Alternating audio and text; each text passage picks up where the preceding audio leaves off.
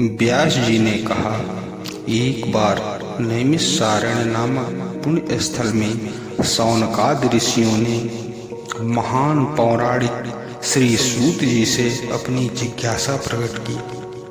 ऋषि मुनि समय समय पर इसी प्रकार एकत्रित होकर मनुष्य मात्र के दुख निवारण और सुख संवर्धन के उपाय खोजा करते थे। ऋषियों ने पूछा, ऐसा कौन सा व्रत या तप है जिसके करने से सभी लोग वांछित फल पा सकते हैं? ये विषय हमें भली प्रकार समझाइए। सूत जी बोले, एक बार नारद जी ने भी भगवान विष्णु से ऐसा ही प्रश्न किया था। उस प्रसंग को मैं कहता हूँ, आप लोग ध्यान पूर्वक सुने। एक बार नारद जी लोक कल्याण की भावना से विविध लोकों में विचरण करते हुए मृत्युलोक पहुँचे। वहाँ उन्होंने अधिकांश मनुष्यों को अपने ही असत कर्मों के प्रभाव से नाना प्रकार के कष्ट पाते देखा। उनके मन में करुणा उत्पन्न हुई तथा प्राणियों के कष्ट और दुख कैसे मिटे, ये सोचते हुए विष्णु लोक पहुँचे। वहाँ भगवान विष्णु के सामने पहुंचकर उन्होंने उन जगत पालक की स्तुति की। स्तुति सुनकर भगवान ने नारद जी से उनका उद्देश्य पूछा। भगवान बोले, हे नारद, आप किस उद्देश्य से आए हैं? अपने मन की बात निसंकोच कहें, मैं आपकी शंका का समाधान बताऊंगा। नारद जी बोले, हे प्रभु, मृत्युलोक के प्राणी अपने पाप कर्मों के फल स्वरूप तरह तरह की हीन परिस्थितियों में जन्म लेकर भीषण कष्ट पा रहे हैं। आप मेरे ऊपर कृपा भाव रखते हैं तो कोई उपाय बताएं कि कर्म फल का नियम भी न टूटे और प्राणियों के दुखों का निवारण भी हो जाए। भगवान ने कहा, नारद जी, आपने लोकहित की भावना से बड़ा सुंदर प्रश्न किया है।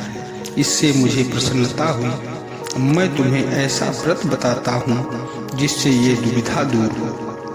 श्री सत्यनारायण व्रत ऐसा ही व्रत है जिसे विधि विधान पूर्वक करने से इस लोक में सुख और अंत में सद्गति प्राप्त होती है। नारद जी ने पूछा, हे प्रभु, इस व्रत का क्या विधान है, क्या फल है और उसे किसने पहले किया? ये सब कुछ मुझे विस्तार पूर्वक समझाइए। भगवान बोले, सत्य ही भगवान का स्वरूप है।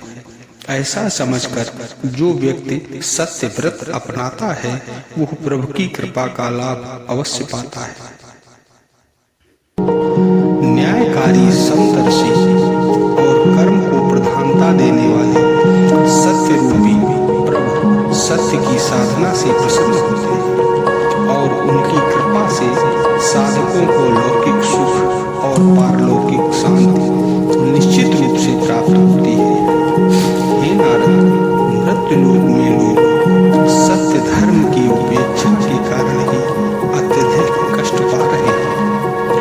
वे यदि केवल शब्द से नहीं, आचरण से भी सत्य धर्म के पालन के लिए तत्पर हो जाएं, तो निश्चित रूप से दुखों से छुटकारा पा सकते हैं। नारद जी पूछने लगे, सत्य धर्म का व्यावहारिक स्वरूप क्या है? हे प्रभु, कृपा करके स्पष्ट करिए। सत्य व्रत धारण करने वाला व्यक्ति संसार में किस प्रकार आचरण करे, ये समझाइए। भगवान बोले, हे नारद, सत्यव्रती को चाहिए कि वो सत्य व्रत का मर्म भली प्रकार समझे और उसी के अनुसार आचरण करे।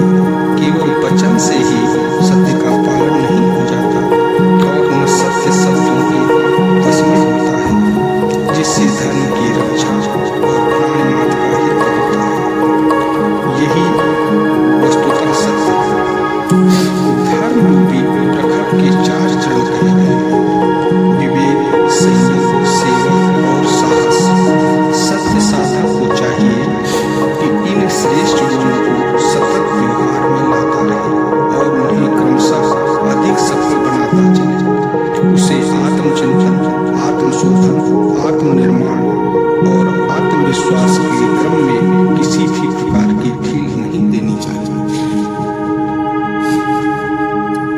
सत्यव्रती का कर्तव्य है कि उदार पूर्वक नीचे गिरे हुए लोगों को ऊंचा उठाने की चेष्टा करे और इस कार्य में साहस तथा धैर्य पूर्वक निरंतर लगा रहे।